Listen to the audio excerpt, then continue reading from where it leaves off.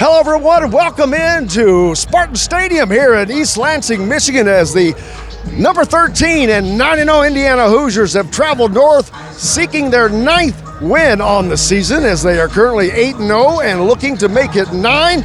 Michigan State coming off of a hard emotional loss last week in the Big House over in Ann Arbor to rival Michigan, in which they only lost that game by a score. So they are hoping to slow down this high-octane Indiana offense, which is 0.3 of a point behind Miami and leading the country in scoring. They are at the top, or nearly at the top, of virtually every statistical category in the Big Ten on both sides of the ball. Will that be affected today? Curtis Rourke coming back. How well is his thumb?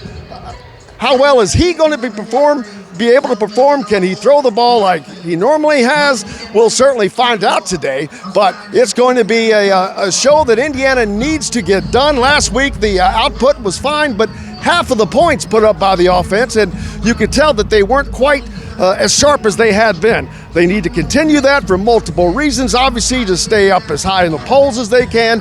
The first college football playoff poll comes out Tuesday, so we're going to get a good look of what people think of this Indiana team for real at this time of year. And Indiana wants to make sure they have no doubts. This is a very, very tough environment to play. 80,000 people in this big stadium, and they take their football serious here. 4-4, the Spartans want to become bowl eligible. They need 6 wins to do that. Of course, they've got to get 5 before they can get 6, and 5th would be today.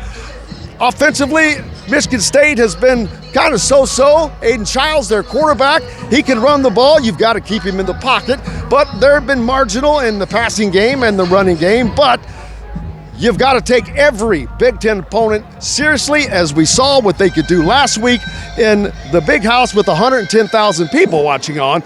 So will Indiana's defense step up like they did last week?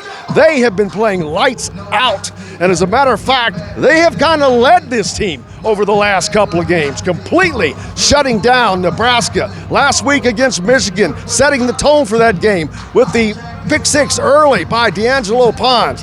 What's going to happen here today? We'll certainly find out. Make sure you stay tuned and join us after today's game for the Hard Truth Indiana Football Post-Game Show. Coach Shannon Griffith will join me, and we'll break down today's game, go over all the stats, and see who was the major players.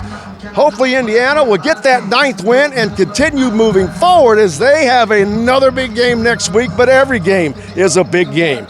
Looking forward to it. Hopefully you are too. Make sure to join us on our YouTube channel, Indiana Sports Beat Radio, about 30 minutes following the game. As soon as Coach Signetti's presser is done, we'll jump on, and hopefully you guys can join us. Until then, I'm Jim Coyle. I will see you on the radio.